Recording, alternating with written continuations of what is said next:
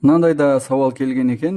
Дін қабылдайтын адам кәлима шахадатты өз тілінде айтса бола ма? Кәлима шахадат дегеніміз не еді? Кәлима шахадат дегеніміз ашхаду ан ла илаха иллаллах ва ашхаду анна мухаммадан абдуху ва расулуху. Осыны не дейміз? Осыны кәлима шахада дейміз. Әдетте шахадатты арабша келтіреді мұсылман болған кісі.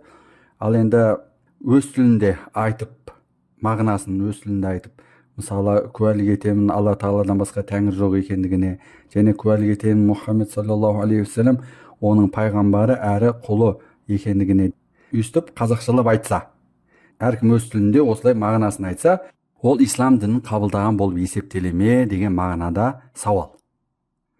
Мұсылман дінін қабылдағысы келетін адам егер шахадатты түпнұсқасында айтуы қиынға соқса, ол өз тіліндегі аудармасын айтып осылайша дінді қабылдауына болады.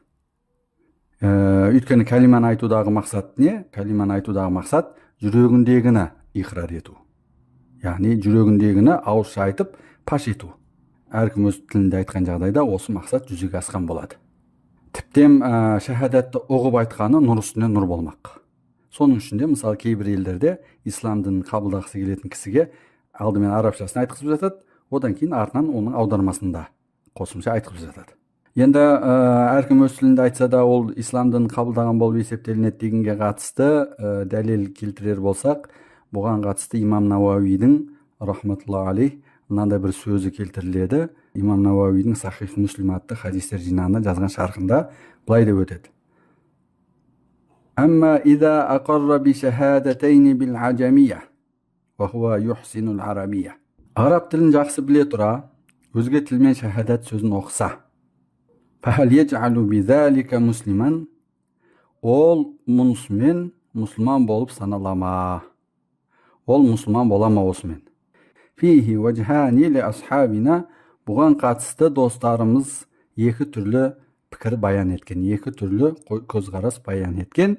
Ас-сахиху минхума, оның екеуінің ең дұрысы аннаху юсиру муслиман, ол мұсылман болады деген көзқарас дейді.